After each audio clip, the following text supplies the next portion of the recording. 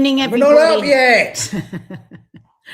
Good morning, everybody. Welcome to Coffee Moaning. I apologise for my husband looking like this. He's in one of his silly moods. No, I'm not. You are. This is me straight-faced and normal, dressed as a terrorist. We just had a little blowout on Instagram Live before we got here to try and calm our souls before we launch being the operative word. Why is that the operative word? I don't know. What are you launching? Oh, we're in so much drones. Launching drones, launching bombs, launching missiles. Yeah. Anyway, so if Mark, you just want to run through what we're going to be talking about, please. Oh, do I have to? Yes, and then we'll have a moment. Morning, everyone. Welcome. We're talking about the talks that Donald Trump claims to be having with Iran, that Iran claims to not be having with Trump. Couldn't write it, could you? We were live yesterday when the oil markets, the price suddenly fell, and then suddenly everyone bought and everyone sold, and the stock markets were gyrating in response. Market manipulation, billions and billions of dollars. As we said at the time. Billions of dollars, billions and billions of insider oil trading deals. And we are also going to be talking about the story that actually happened the night before regarding the ambulances that are part of a sort of Jewish community, sort of ambulances. It's a Jewish charity, and the arson attack on those ambulances. And we just want to sort of contextualize it and have a think about that. Obviously, within those topics, Iran dismisses Trump talks claims. Who's telling the truth? Who's gaslighting who? That's the big question I want to know, because I feel like at the moment, before we run into the topic, like America is simply through sheer insistence. It's like proper gaslighting. Iran are sat there going, we're not talking to anyone, and they're going, it's great, we're loving talking to you. We're on the blow, and it's like you're double dating two toxic boyfriends. Aren't you? It's like you're cheating on you. You've got two toxic boyfriends, and they're each telling you something completely different. So it was funny last who is night. Gaslighting who? I really want to know. Emily Maitlis was talking to what's the one from LBC? Am I wrong? What's the one from LBC that drives you mad every day? Oh, Sheila Fogarty. So Emily Maitlis, for any of our followers from abroad, this is our big radio show here. Emily Maitlis was two presenters, and Sheila Fogarty. I mean, it's got to the point now where we're waiting from Iran. We're waiting to hear what Iran said. Yeah, we're trusting Iran's statements to try and find more. out what's actually happening. Can you believe that was said yesterday on LBC? If I'm really honest, I don't feel any of the public statements Iran have said have ever been shrouded in ambiguity. We're going to hit your oil tank. Oh, right. Okay. We're going to hit you back in the desalinations. Yes. We're going to do you in the desalinations, they said. And everyone's like, oh, right. Yes. We're going to hit Dimona. Oh, all right. We're going to fire at Tel Aviv. And we did not hit. And we didn't go for Diego Garcia. Is it Diego Garcia? Isn't that the Chagos Island? Yeah. We didn't. I mean, the weird thing about Iran is, whether you like them or whether you don't, they say it straight. Well, I mean, that's what people say of Trump, isn't it? But he doesn't say anything straight. He kills you when you negotiate. It is interesting now, isn't it, to watch all the various independent news channels and listening on the radio, and the way now it has just become de rigueur that people just refer to him as a liar. Right. Isn't it? It doesn't matter. Yeah. Even mainstream is starting to just say that now. Yeah. He has no credibility left whatsoever, does he? No. I mean, it's an important point. I mean, what could be happening here, thank you, Michi, for bringing some balance into our irrationalism, is that, yes, they could be talking to someone in the Iranian regime who's maybe a splinter group or is someone that perhaps America could do business with. And they could be doing that thing that they actually did in Venezuela. And from what I've heard, subsequent to the decapitation of Maduro, apparently the CIA were in discussions with his second in command, weren't they, for quite a while prior to that. So there could be some dialogue happening with some part of the Iranian system. But that in itself for me feels like propaganda. But that doesn't validate what he said, his huge he's announcement. Fuckwad. I mean, we were live, weren't we, when he made his announcements about the war, and we were like, I said, I'm just going to go with a pin light of hope. I'm just going to go with it because it's hope. Yes. And we need this war to end. But immediately we did say, God, this is going to be about bloody oil, isn't it? There it was, shooting up, shooting down. And of course, it was like it was within a couple of hours. Iran said that this had. And why would Iran have suddenly shifted? Yeah, I mean, look, the problem is we can't fully know. We But just know, one thing anything. is an absolute certainty. Iran might be informally, or some section of Iran might be looking for some step down. Maybe, we just don't know. America could be looking for their own off-ramp. They could also, as I was suggesting yesterday, just simply be trying to do that thing that Donald Trump thinks he's so expert at. I love the element of surprise. It's such a great thing. He thinks he's a masterful military leader if he regathers the aspect of surprise. Every time he's changed dates, so like you said, 24 hours this, 48 hours this, he's shifted them, and in shifting them, he then wallops them again. So he could have just done this temporarily to kind of throw everyone off the ball. But I do wish people would stop calling him Taco Turner. I tell you why. What does that mean? Because turn around Taco, that he turns around, that he backs down. Why is it Taco? I don't know. It's probably an American thing. That's I've just annoying. gone with it. It's one of those. It's one of those that I've gone with it, even though I don't know what. When people say it, I want to slap them. It's like, oh my God, I'm so glad finally sharing because I just say that makes me irrational. I just say it now because that's what I assume. Oh, anyway, don't. But anyway, I wish people would stop saying it because I think he watches everything because he never sleeps. And I think that because he's got such a sensitive, macho ego thing going on, he gets wounded and then he reacts and reacts. He never responds. No, he reacts. Well, look, and that scares me. But yes, yesterday was an interesting discussion on breaking points. We mention them every day. They're a great independent news channel. America, follow them. And there was a good discussion about whether there should be an age cutoff for these presidents and these people in power. Of course and Crystal was saying that she'd always disagreed with that, but now she's completely changed her mind. Yeah. Lindsey Graham, warmongering maniac. Look. I mean, if he came and sat next to me in the pub, I'd ask to have him removed. He's a maniac. He has no kids. You know, Trump doesn't care about his kids. Netanyahu doesn't. The rumor has it is that he's closet gay. Right. Well, whatever it is, he and these people have very short amount of time left in this world, right? So, and Crystal was saying, and I think it's true. Trump, yes, wanted to go down being called, you know, a peacemaker and all of this, but if failing that, he wants like a huge part in history, even if it's for being a maniac. And I think there's some truth in that. Lindsey Graham was paid in the region of 5 to 7 million from AIPAC each year. He's a rate, and I'm not saying this, I'm a recovering alcoholic of 21 years, was in a brilliant meeting last night, but what made the meeting brilliant, without breaking anonymity or specifying the story, was we had an opportunity to talk about how corrosive and damaging actually recovering alcoholics and active alcoholics can be. So I'm not shaming him due to his alcoholism, but by all accounts, he is a raging alcoholic, Lindsey Graham. He often pops up on TV off his tits.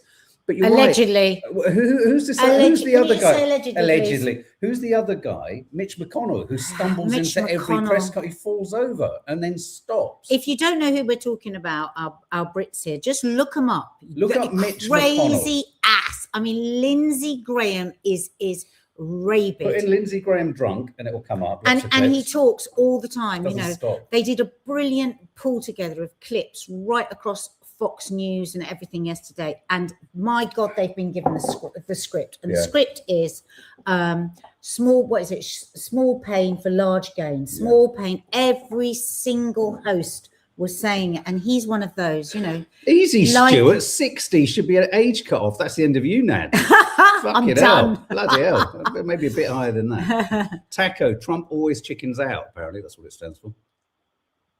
Oh, I thought it was something to do with tacos. No, now I like it. You use it a lot, and every time you use it, I get the ick. Do you know that? I thought it was an American thing. I thought it was a drive-through term, like when you have to turn around and come back and wait for your tacos. Really complicated. You thought his governmental policy was likened to how you do a drive-through at a taco. I thought it was just a big American thing. When you say tomato, we say tomato. No, I thought it was when one you of the... say taco, it's like when I say make love, I get the ick. No, Please, I know, moist. Please. No, really, it's stupid of you. What is to say these words? What, I'd like to make love. Oh, God. Okay. So, well, look, seeing as we're talking about Trump, let me play you this clip, which this clip from Donald Trump is inadvertently very funny. Speaking with Mr. President. A top person. Don't forget, we've wiped out the leadership phase 1, phase 2, and largely phase 3. But we're dealing with the man who I believe is the most respected and the leader. It's a little tough. We've wiped out everybody. Is that the Supreme Leader? No, not the Supreme Leader. We don't. Not much talk. Well, nobody heard of the second Supreme Leader, the son. Are these direct? We have not heard from the son. Every once in a while, you'll see a statement made, but we haven't. We don't know if he's living.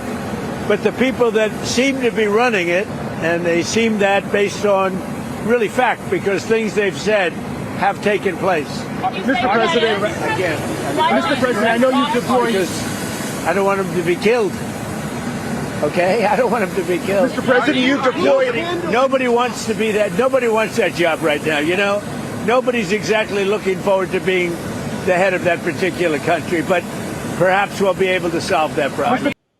Basically, what he's saying there is he's being asked, who is your point of contact in Iran? And really, what he's telling the world is, if I tell you who it is, Netanyahu will have him killed.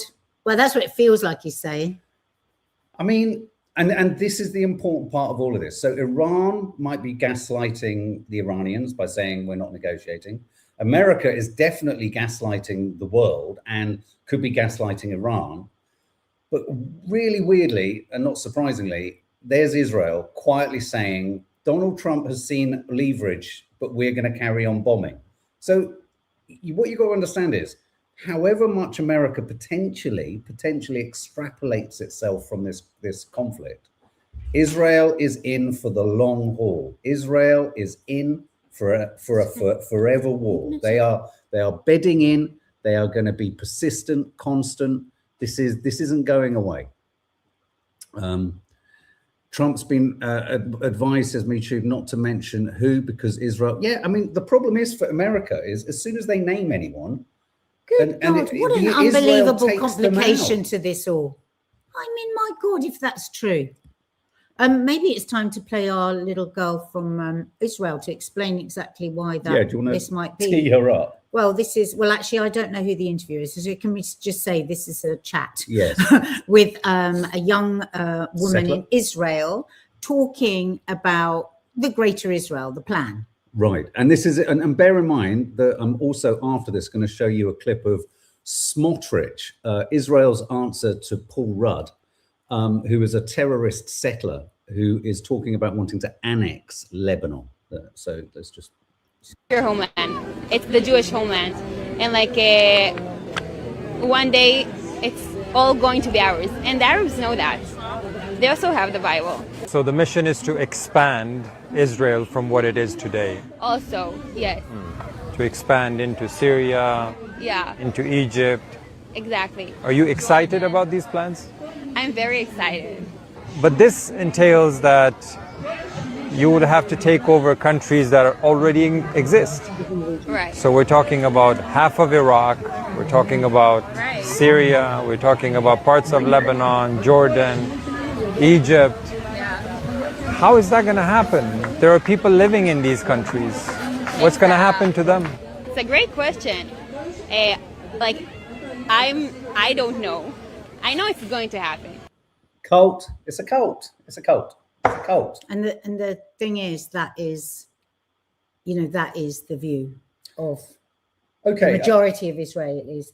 And there's a real problem with the settlers in Israel. There's a real problem because with what's going on mentally, because whenever they speak, it's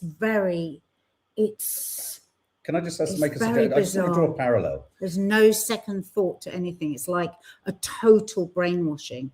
And most of us now have seen Louis Theroux's brilliant The Settlers, and we've seen the mother of The Settlers, and she talks in a very cult brainwashing way, doesn't she? Yeah, I just want to draw, this is really making me think about something that I think is an ethical and, as with so many things in these conflicts, what's that voice going for? Existential kind of issue.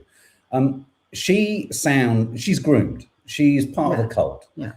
Her frontal, whatever what's the front lobe, lobal cortex, whatever. But you has see been limited. tons of No. settlers I just want to talking pivot back to, what's the name of the young woman, the Muslim girl who's been pilloried and vilified? Shabiba, what's her name? Oh, Shamima Begum. Shamima Begum. Who's no sympathy at all for the fact that she was groomed. No, I know. So we do have sympathy for the fact that she's been groomed. I do, not many do. No, I know. So hear me out. Sorry. What most of these settlers are groomed. Yeah. A little bit like Shamima Begum. And I can understand getting on board with the kind of having empathy or sympathy for understanding that actually this young girl was groomed. So at what point does sympathy stop for grooming of young brains and young adults, which is what happens in Israel? All we keep being told about is how Muslims groom everyone. That's all we keep being told. For some reason, it's this idea that Muslims are just against everyone. What? Yeah, well, it's only Muslims that we have to fear, isn't it? Yeah, exactly. Yeah. But why does no one ever talk about the extremism in Jewish faith? In the Jewish faith, why does no one talk about extremism in some parts or segregation? No. But within it, as manifested in, say, the settlers, within the Israeli government. I mean, I posted something last night. We're going to talk about the ambulance fire arson attack in a bit. No one ever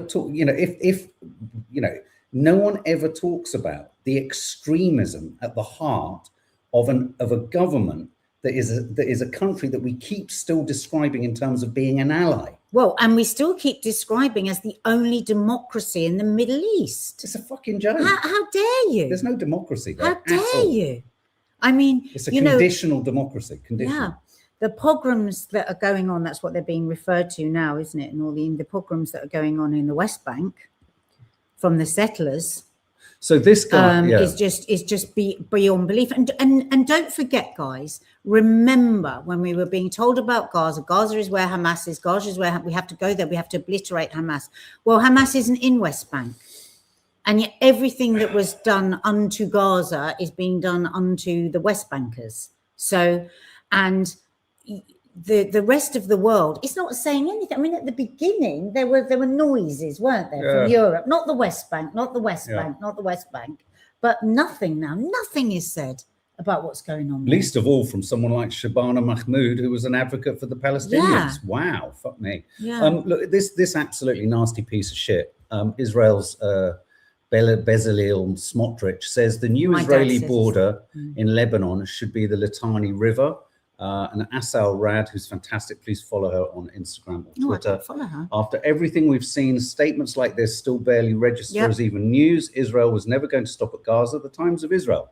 Smotrich calls for the annexation of southern Lebanon. Now, part of me sometimes wonders whether the whole conflagration with Iran, I mean, one thing Israel could not do, even if America pulls out of this, is comfortably nor easily overwhelm Iran. That is not going to happen.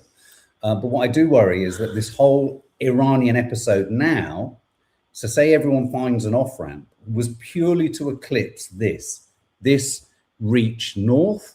They've reached into Syria. They've got Gaza. I mean, if Netanyahu was to now say, okay, well, you know, we've done as much as we can, and America, thank you. I think this is a win for Netanyahu. I think Netanyahu could come out of this if he gets Syria and Lebanon. If he's pretty much got the Golan Heights. He's encroached into Syria. He's got Lebanon up to the Litani River. They're suggesting a higher river. You know what? And no, there's literally, I haven't heard a single fucking Labour Party government spokesperson even mention Lebanon. Nothing. It's the most massive distraction, bombing a nation of over 90 million, whilst over here. And so I really genuinely think that this whole episode, I hate to say it, could be not just for Lebanon, not just for Syria, not just for Gaza, but also the rabid behavior of the West Bank settlers has gone to stratospheric levels. Death, I think 6 Palestinians have been killed. Of course, 1 Israeli settler's got hit allegedly by a Palestinian vehicle. And of course, the Israeli government have gone completely apeshit because 1 Israeli settler. But they want to show that they want to show those extremes. They want to, because now they have complete impunity. And it is, well, I mean, these videos that come out, I mean, there was that beautiful little girl that the settler ran over the other day, and the mum is sitting there sobbing, and the police and the IDF come, and the settler is saying, arrest the mother, as she's sitting with her child that he's run over. And the family got arrested. He didn't get arrested. I'm not going to play Smotrich. I can't bear his voice. My dad, I said, out of all the people at the moment, who is the one dad that you, this is my dad, who's very knowledgeable on the Middle East. My dad's Jordanian. He said Smotrich. Yeah, Smotrich is, real worry, he said. Yeah, more than Ben Gvir is so obviously evil. Yeah, because when I said that about Ben Gvir, I shudder. I can't look at anything of him. He said he's just like he's a moron jumping around. Yeah, he's a chattering fool. But he said Smotrich is very scary guy. Considered, isn't he? So here's my prediction and theory that we could very easily actually see. It's about whether Iran is powerful enough, strong enough, has the wherewithal or not. Because Iran have talked about, and a lot of experts are saying this about Iranian strategists.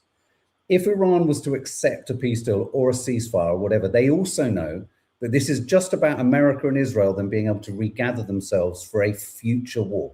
It will come back at them. It's the extent to which Iran are compromised, have spent most of their missiles, themselves feel vulnerable, whether they need an off-ramp, because I think Iran knows this isn't going away. Israel isn't going away. And I would argue that actually, I hate to say it, that even though we all want this confrontation to stop, we want the war to stop, we're worried about the consequences economically, it could very easily have been a complete distraction in order for Netanyahu to completely, even more than he had already, overwhelm the West Bank, solidify Gaza, and take great big swathes of Lebanon. Rory Stewart was talking yesterday and saying his real big fear is that actually if the war is suddenly stops, the Gulf states and Saudi and everything are going to say, what, you're just going to leave it now? You're just going to leave it without any real change, having seen how vulnerable they are, and really push for Trump to get to the change that they were going to make. But then the problem is nobody really knows what that is. I mean, the Gulf states must be in a very, very confused situation. Vulnerable, because they've sided with America. They haven't been looked after by America. They're shafted. And if America was to pull out, what's the messaging really to Israel that really the Gulf states are vulnerable? So, but the Gulf states and Iran actually has shown their power. Closing the strait, just having control of so many things. And it's really important to say, nothing we're saying is about saying that the Iranian regime is a good one. That's not what we're saying.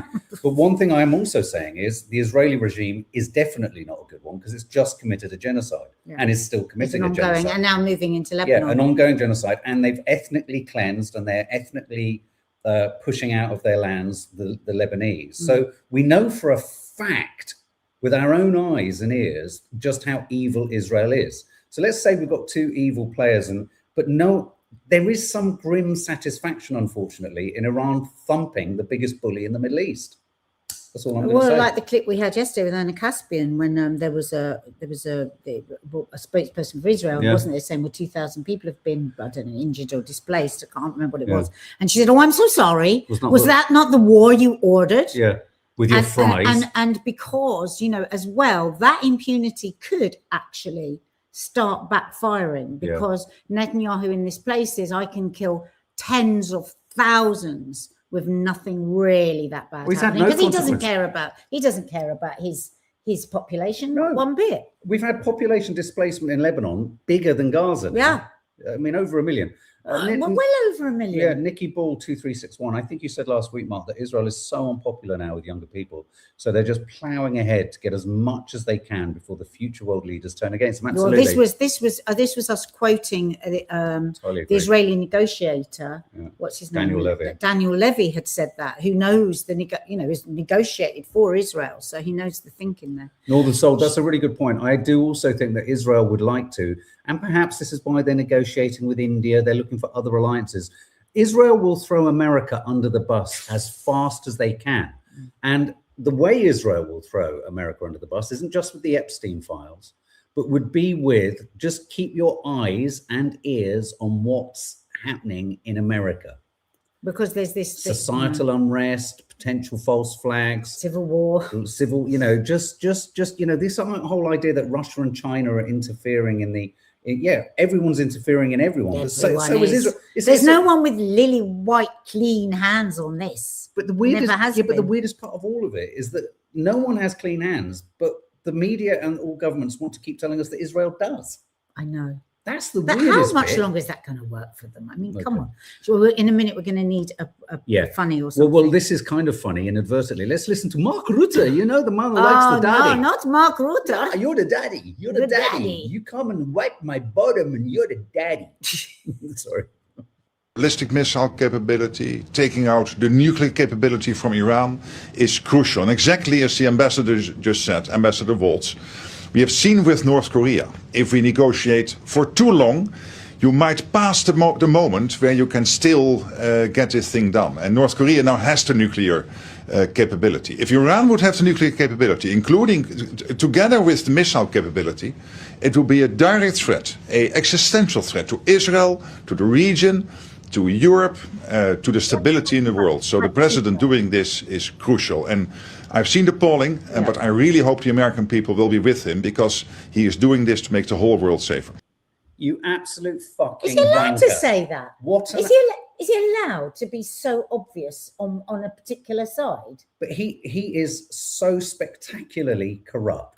Compromised and corrupt. What about the threat? Can you, sir, please talk about the threat from Israel to the Lebanese people at the moment? Well, okay, we know you didn't give a shit about the Palestinian people, and you clearly don't give a shit. What about the Lebanese people who are feeling the threat of Israel?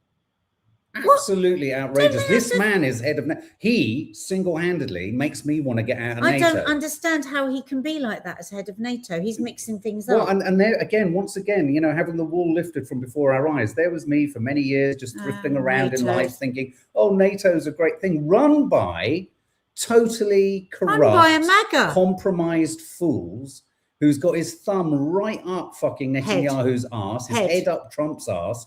He's just another fucking diplomatic suppository, just doing everyone's bidding. I love that diplomatic suppository. He's foul. Can you please add anal suppository? Well, anal polyp is an anal. No, but I can't believe that. Why does no one say to him, "What is your opinion on Israel's entirely illegal invasion of Lebanon, occupation of Gaza, taking of the Golan Heights, and NATO, Rutte, daddy home, daddy home. What about Israel having 90 fucking warheads that no one's allowed to fucking talk about? I'm sick of this narrative. Israel's existential threat has been brought upon itself. Wow, that really is shocking. He's fucking hideous. It's so Can we have a funny, please? Yeah, let's have a little break. Let's have a break, everybody. Okay. Let's have a look. What have we got? Trump history, dog. Do the man. Which man? In the water. Oh, funny ducks. This is so me. This would be me if I was born on Mars. This lady loves the car just actually twice.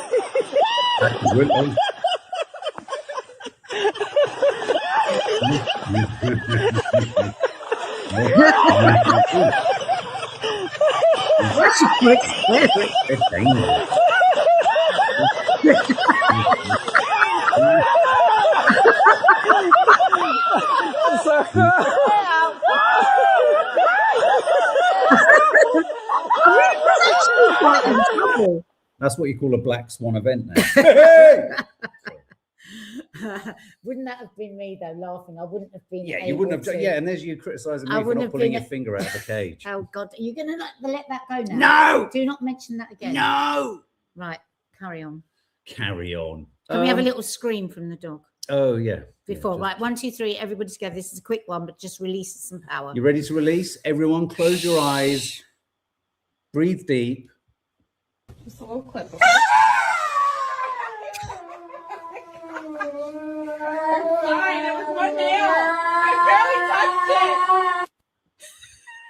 How we all feel right now, right? We're going to use him throughout the show today. Yeah. Ah! Okay, well, whilst we're on a lighter topic, let's we need a slight. Well, okay, now hang on. So before we move on, I just want to show you these headlines. Hang on, let me just pull this up. So these are the headlines just in the papers today. Iran dismisses Trump claim of talks. Von der Leyen, fuck off, says global energy situation is critical. Well, maybe if you'd held any kind of a torch to the feet, but this is the point. Instead if of facilitating, any Western government had held a torch to Israel's feet in Gaza. Well, not a torch. That's not going to do much. A fire to their feet. Torch. A torch as in an old-fashioned torch, medieval torches. Yeah, that's what they used to do as a torture. So, if they held any kind of fire to Israel's feet earlier on, this is where Zach Polanski has got it right with the Green Party, and they're the only anti-war party there is in this country. Is that everything is connected? Mm-hmm. If we'd been more overt in pushing back against Israel's expansionist policy, our spoiled brat in the region, not our democracy, and this wouldn't be happening. No, enough. This wouldn't be happening. Yeah, Biden. Fucking Biden. So Brent crude oil back over $100 a barrel as optimism over Middle East de-escalation fades. Trump's very good talks with Iran buy him time with oil and energy markets. Very good talks. In Australia, Christopher, I don't know if you're here, Christopher Cundall. In Australia, the number of petrol stations running out of fuel continues to climb, with at least 184 dry across the country's most populous states. So, in Southeast Asia and on that side of the world, the oil supply is becoming a real crisis. And then you have totally contradictory headlines like this. Pentagon weighs sending in 3,000 troops to help Iran war, including potentially seizing the main oil hub of Iran. Trump, I'll run the Strait of Hormuz with the Ayatollah. What? US president promises regime change, saying new leader will be exactly what we're looking for. No, I knew this. Yeah. And then in response to diplomatic talks, Iran launched missile strikes on Tel Aviv, day after the so-called constructive peace talks. So as I once again ask, who's gaslighting who? Yeah. Well, let's read out some comments. What do you now. think? What do you think is actually going on? What do you think? Let's hear about what you think. You're enough of us. Yeah. People clarifying still, some people behind on the time of the lives, telling us what taco means. I'm so sad, not just, says Nikki Bull, about the human cost, but the incredible history. Yes. You're absolutely right. That is being destroyed every day.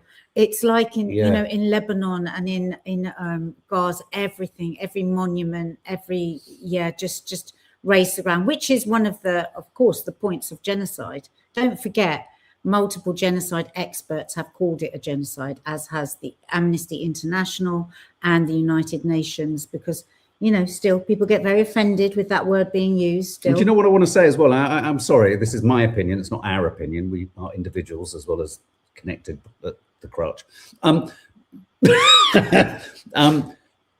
The Persian history.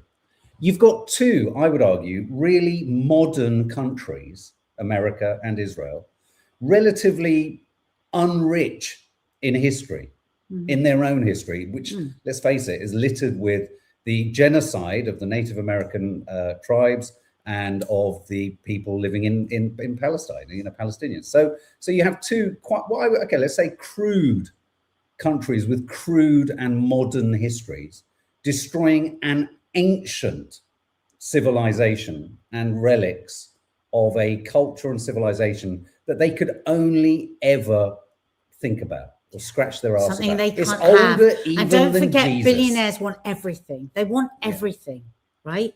Yeah. That's the problem. The Arab world, Arab Greed. nations, Arab culture, sadly, unfortunately, Destroy however what you much can't Israel and have. America don't like it, Destroy what you is can't older even than Moses. And we know they only talk in biblical terms.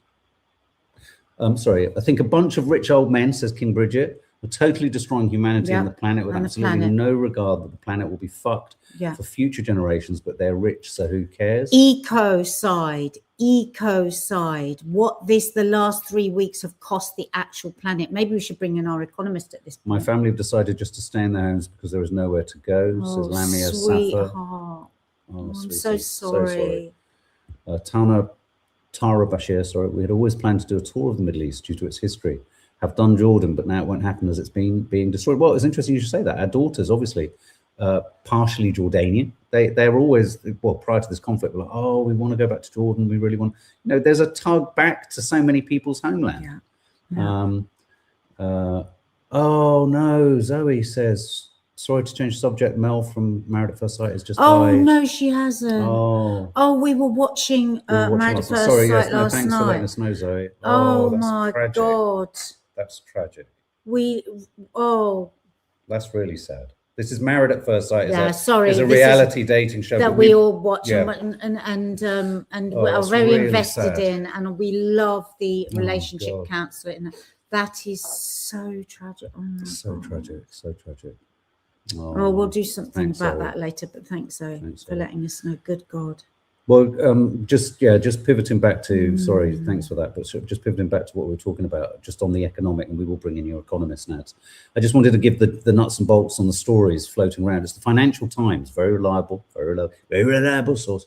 Insider trading suspected after, this is over $500 million oil bet lands 15 minutes before Trump's ceasefire post. What do you think of that? The Financial Times reported that 6,200 oil futures contracts worth over $500 million traded in a 60-second period 15 minutes before Trump posted on Truth Social. It says million though, you said billion. It's $500 million, 580 million is $500 million, over $500 million. The news comes after analysts flagged 8 anonymous polymarket accounts that placed nearly $70,000 on a ceasefire last weekend, standing to collect $820,000. This is proof of people having foresight on the decision. I mean, this is something that I was saying we weren't online during President Trump's first presidency, but I was much more kind of plugged into American politics than anyone else then. And I remember saying to Naz at the time, he's playing the markets. He's been doing this since his last presidency. It's a constant with all his China tariffs and all that stuff. Where are your guardrails, America? I mean, you couldn't get away with that in this country. Could you? I mean, they passed I saw him standing in Congress or wherever, and they said no more insider trading. Everyone clapped, but info. Well, yeah, but me too. Come on, he's going to tell his friends. Yeah, of course he is. To be there for that 60 seconds. Stock and oil futures surged just minutes before Trump's post about Iran as trading expert points finger at insider knowledge. So, I mean, there are some who very much feel it was insider trading. Do you want our economist? Oh, yes, let's pull the economist in. Right now that we have actually 12 people in the world owning more than the bottom 4 billion people. We have soaring poverty, inequality that is extreme. We know the climate catastrophe, constant wars and militarism and genocide. People are suffering. So actually, the point is to say that if we want our basic needs met, if we want people to even get fed, we have 2 billion people who are suffering from food insecurity. If we want these basic needs to be met for everybody, you're an anti-capitalist, because the system is not meant to provide for the need. It's meant to provide for profit. And so what I'm trying to do here is shift the logic, again, propose a different lens through which we can say, we can't blame crony capitalism. We can't blame, excessive greed. We can't blame the idea that the system is not working as it should, and this is why we have all the inequality and the suffering. It's the opposite. The system is actually working as it's always been structured to work, and this is why we have such high accumulation at the top while the majority suffers. Okay, well, just on that, because Michu, you're leaning into this, no algorithms monitor the news. Okay, well, let's say it's not insider trading. It's entirely morally bankrupt that what you do at that point. is seek to make money And that's- out of this, and this contextualizes This why. contextualizes it, absolutely. Yeah, I mean, okay, It's- so even if by the strict letter of the timing law, it's but I love the legal. line that she says, no, we've got to stop saying that it's not working. It's just, no, it's absolutely working in the way that it should. And that's why, again, we're going with the Greens, tax, the wealth tax. And the other point about all of this is I saw a really compelling post this morning, which said, we keep talking about the apocalypse and Armageddon and like it's something, and that accounts for our privilege, because Armageddon has arrived for millions of people in different fucking theaters of conflict and deprivation around the world. And Mark, just hearing about the truckers in America, I was listening yesterday, again on Breaking Points. It's heartbreaking, their story. What this actually do, because they were saying in America, it's like one of the ways, like you could really have your own business without a college education. It's really a way that you can make money, you can work hard, and they are being squeezed within an inch of their lives because of the cost of diesel and, right across Medicaid in the way that it's just been snatched back. It's we're in it, aren't we? We're in it now. And it's just, I think we need this just. Just a little quick.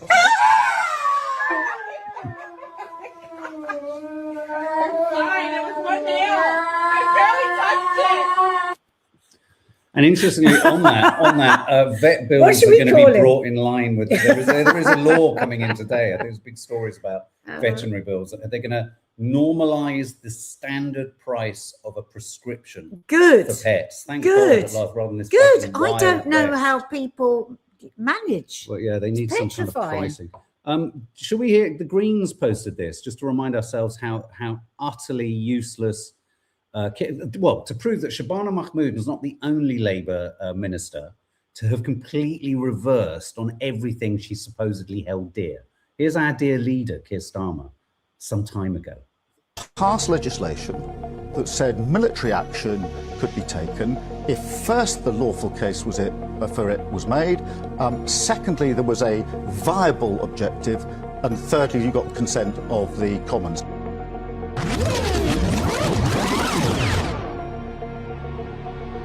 Isn't it time for a vote in Parliament on what the UK is doing? There is no precedent for a vote in Parliament for defending British people. Someone wanted there to be a precedent. He was called Keir Starmer when he was running for the leadership of the Labour Party. They don't care. Labour don't care if they contradict themselves. Labour don't care. It's like nobody cares anymore. And this is one of the problems with all politicians. And I'm hoping, obviously with the exception of the Greens, is that they just don't care if they flip and flop and contradict, and you need some sort of core moral fiber and belief system there that doesn't get knocked aside or eaten away at due to sort of pragmatism and all the rest of it. It's just. And but Laura people will always say, she famously yesterday, why would Israel lie? Yeah, God, that's not aging well for her. That is everywhere on the internet. Why would Israel lie? Are you serious? How have you got a job? God. Where do reported US and I mean, this is the big question. I'm fascinated what happens in the shadows with all of this. The Greens will let you down, MNN, so badly. How do you know that? How do you know that so certainly? Because I'll tell you something, Murray McLaughlin, homeopath, we know we've been let down by Labour, and my line on the Greens is give someone else a chance. But I know where you're coming from, because it is really hard, isn't it? I mean, we all can understand cynicism when it comes to politicians, and because I think that's part of the plan as well, like to always be told, yeah, well, it's all right, people can say anything before they're in power, but when they get in power, a whole load of other things come in and they have to shaft you. So yeah, I understand that. I understand that you get in and it's a very different setup. But if we truly believe that there is zero hope, then what hope can we have for us as a society, as a country? And, when people say to me, well, God, if you can't not vote for Labour because, you're going to split the vote and you're going to do this. And I was like, no, I'm not prepared to do that anymore. I don't want to vote for people that I do not believe in at all, because the system is so set up in a way that we can only ricochet between two bads. I want to have hope, but I completely understand. And even yesterday we were talking to someone, weren't we, in their particular area of green, she was like not keen at all. And it was like, yeah, okay, but everybody has different experiences, and we are choosing to be hopeful. Not blindly, right? And if we are proven wrong, we will stand by that. But we're just choosing to find some hope somewhere. Yeah. Because otherwise, literally, I don't know how I continue on. Thank you, Mary Cloughlin, homeopath. You've said, because history shows it. And when asked, what would you go for? Anarchy. Well, look, of course, anarchy is the ultimate attractive prospect for anyone, certainly of an ADHD inclination. Anarchy sounds wonderful. But here's the thing. Here's my take on the Green situation.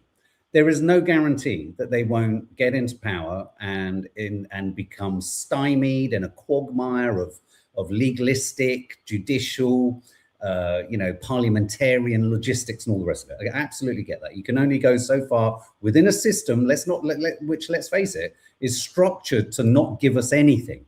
If voting changed anything, they would not let us do it. And so it's a fact that I remember when I did my chat with my friend Steve on my RAF veteran friend, and he was talking. We briefly talked about the kind of House of Lords and how there are a couple of Green Lords, and like he said these are two lords who are essentially, campaigning to completely remove the very room in which they're representing. So I get what you're saying. I do think one of the most key and important things, which is unsexy for a lot of people, that the Greens could bring in with them if they were to win, is proportional representation. Because what comes in with proportional representation is allowing oxygen for political viewpoints that you don't necessarily agree with. And the reason that's important is that if any section of society feels like they're being starved of oxygen politically, you will pivot towards extremism. Now, anarchy, you could argue, is a more extremist version of where the Greens are taking us to. So let's try the Greens, but there isn't the luxury of time, because if Reform win this next election, I can almost guarantee, this is a prediction, we will tip into such societal breakdown and civil war. Even if it can't be done politically, I know Dmitry will be quick to say, oh, there's lots of levers of da-da-da-da. But I promise you, if Reform get in, they will fan the flames of division, of hatred, violence, ICE units, all the rest of it. They have so much money. They have so many investors as well. So anarchy ain't going to happen quickly. No. So but let's go for the Greens. The thing is, there are more and more and more rules and laws, and you can't do this and you can't do that. And you get arrested for this and arrested for that. They're preparing for any kind of anarchy, aren't they? Yeah. I mean, we were joking earlier. I was like, oh, Mark, wearing that top inside the house. I'm dressed as a terror. Look, a radical left scum on my hand. You could have a knock on the door for almost anything since October the 7th. So we, they're knuckling down. They're knuckling down. And through the pandemic, there were all sorts of jiggery pokery going on with our right to protest and our right to do this and our rights. A lot of our rights have already been eroded. And they're prepared for it. Let me potentially ease the worries of any anarchists. I think if you want anarchy, a vote for the Greens will get you a step closer. Be careful saying anarchy 3 times. Unless you do what my mate Nick at college said, which is vote for Reform in order to generate, to nudge complete societal breakdown. We just want to ask a few questions about this topic, the Jewish ambulance story. Shabana Mahmood, oldest hatred rising again with firebomb attack. I do think it's really dangerous. I mean, obviously, the attack is... Got the news accord? I need to pull it back in, actually. I deleted it by it. No, I've got it. But I just want to... Obviously, any attack, as I said last night, on any culture, religion, community is to be criticised and condemned. And the attention that this story is getting is right. There are some questions I want to ask about it, but I just want to pull this News Cord story in. Follow News Cord. They're really good account, and what they do is they break down. Yeah, they break down the dissonance between with the reporting. Yeah. And they do actually fight for headlines to be taken down. Yeah, They're they do. really good. If you can support them by donating to them, or even just following them and sharing their posts, that'd be great. News_cord. So do share your thoughts as we move into this story. Obviously, this is the Jewish Ambulance Service, which is a voluntary, charitable ambulance service. Seems a bit like the RNLI. Yeah, but it principally works for and looks after the Jewish community. I mean, in Golders Green. Yeah, I mean, and I think there's very much an attempt today to suggest that it looks after anyone in the community, but it's embedded within a very, very strongly Jewish community. So I think it's very much structured and run by and is servicing the Jewish community. And let's just see what News Corp are talking about here. Does the targeted religion determine how much coverage any attack or an attack gets? Last night, Arsenet set 4 Jewish charity ambulances ablaze. It's since quite rightly seen wall-to-wall coverage. And then they have a breakdown of the Western mainstream, 49 articles, local Western, 27, Asian press, 16, West Asian, 7, and so on and so forth. So you look at that top number, Western mainstream, 49. Unfortunately, this has not been the first religiously motivated attack in the UK in recent months. There have been over 26 attacks on mosques across the country over the past 6 months. And here's how much coverage they've received. Western mainstream, 4. God. So let's just go back. So one story regarding the ambulances, and let's remember, obviously very threatening, very frightening and unsettling. No one has died. But in the Western mainstream, 49, and that's in the space of 24 hours. Across 6 months, 26 attacks on mosques, 4. Wow. 4. And the reason I'm sort of repeating that is sometimes you need to put 2 numbers right next to each other, because if you have an ADHD brain like mine, you can't do the contrast. That's a heck of a contrast. What do you think? What do you think, guys? Please follow @news_cord and support them. Now, the other question I just want to ask, once you share your thoughts on that, is this. I posted last night on my Instagram, and these are just questions. Once again, it's right that they get the press coverage, and we've got no way of being able to interpret who's done it, whether there's truth, whether there's not truth. I know there's lots of stuff knocking about on that. But here's the thing. I can't help but feel that, say, in my mum's community in Tower Hamlets, if the Muslim community had their own dedicated ambulance service just for the Muslim community, oh my God, reform wouldn't reform be over that like a rash? Everyone. Sharia law and but look at what happened when they just prayed outside. Yeah, so that was seen as dominance. A mass ticketed event and the Jewish community has a similar event in Trafalgar Square. Christians have a similar event, and when Muslims had an event, it was for Eid, wasn't it? In Trafalgar Square, it was described as threatening and dominance, an act of dominance.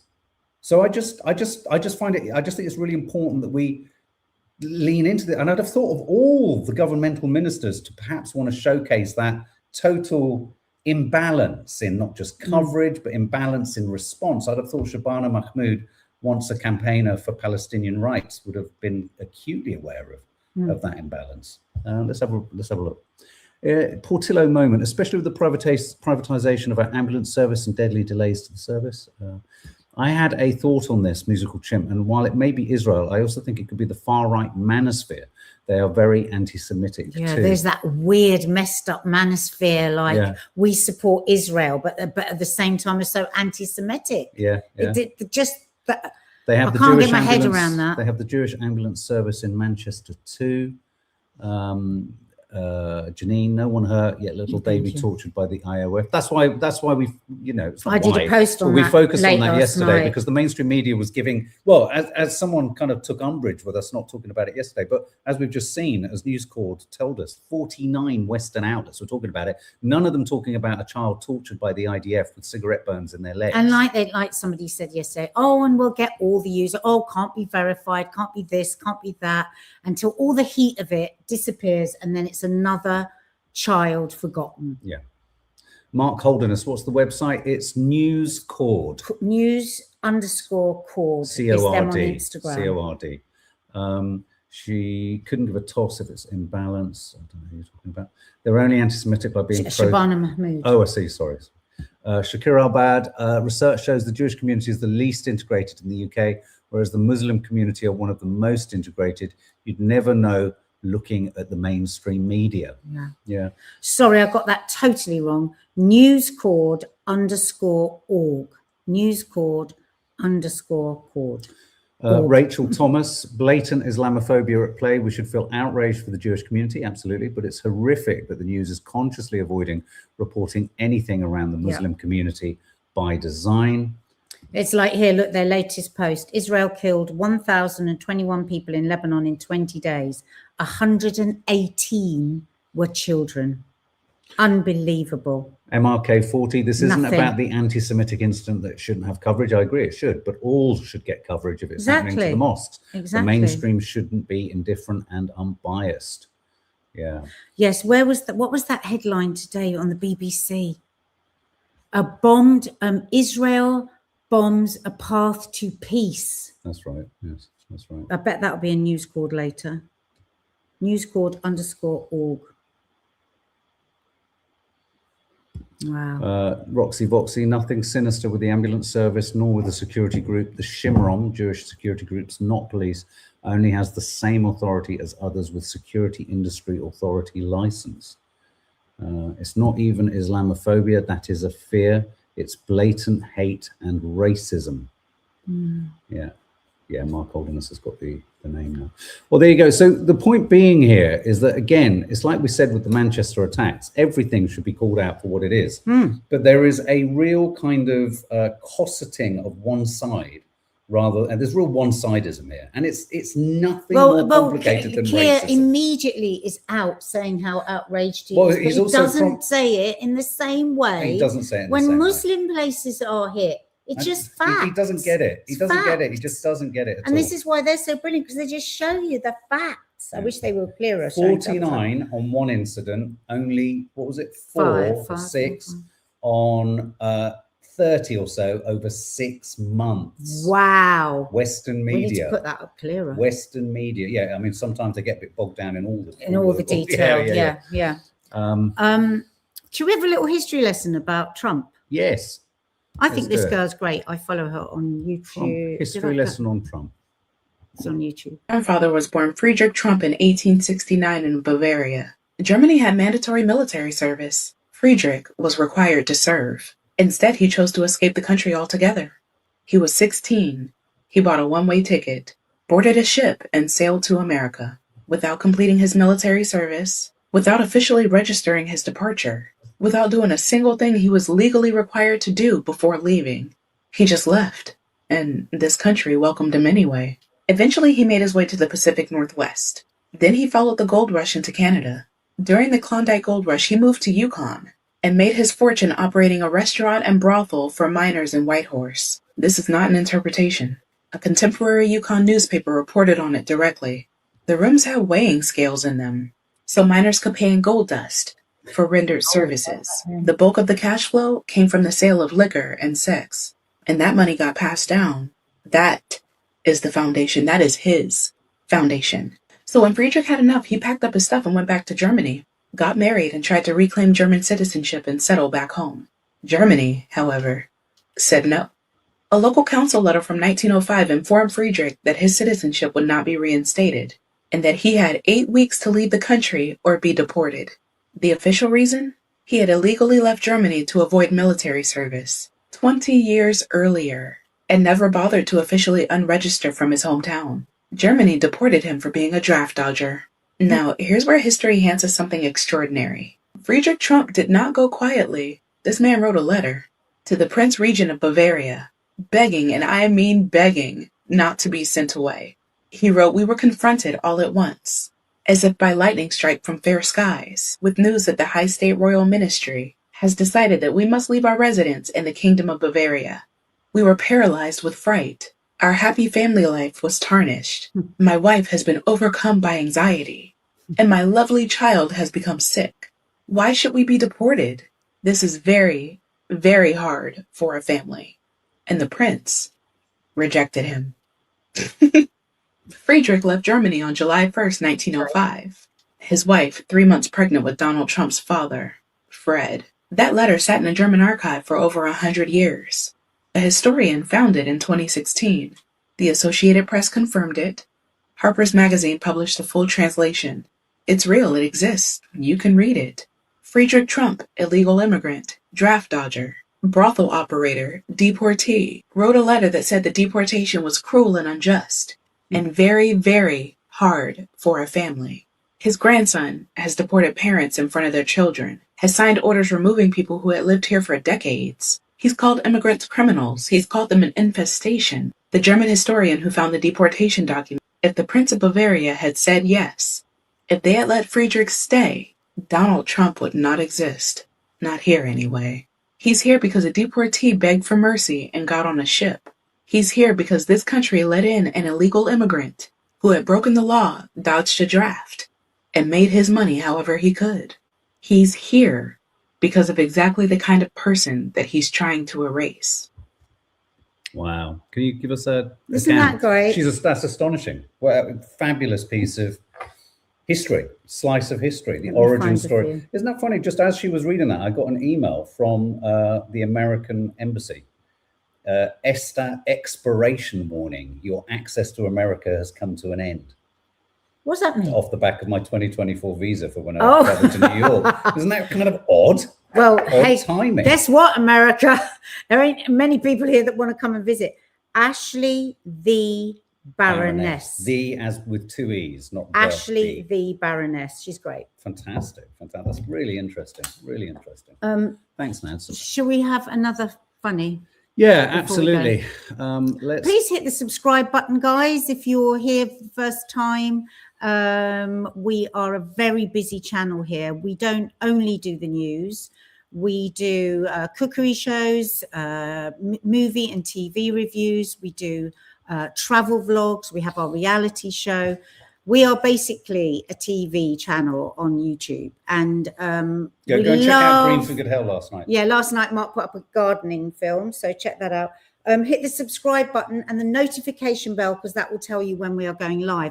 Now, in the members area tonight, we are doing the No Name Sunday show on a Tuesday. We'll let you know later the time. And it's totally politics free in the members area. It's just coziness and silliness. And this Saturday, this incoming Saturday, those in the top tier membership section, we're doing a cook along Saturday evening, 28th, this Saturday evening. And that cook along, you have voted for the falafel dish. So if you are wondering or want to come and join us, it's again, politically free zone, Dina and Nadia getting a little bit tipsy and me annoying the fuck out of them whilst they cook. But you want to go out on this? Yeah, and if you've taken anything from today's show, if you could hit the like button as well, that helps get these videos out to more people. Should we have a giggle at ourselves? Yeah, thank you, Rachel Thomas. Best channel on YouTube. That's very kind of you. Thank you. Lots of you will think you've subscribed and you haven't. You just literally hit that button underneath. And it's very easy to set up. Well, if you can't subscribe, or a lot of people will watch this and they'll have come through another link on Instagram, on Facebook. All you have to do is you just have to create a Gmail email account. It doesn't have to become your main email account. It's very simple to do. It just you have to attach a Gmail email account to a YouTube account.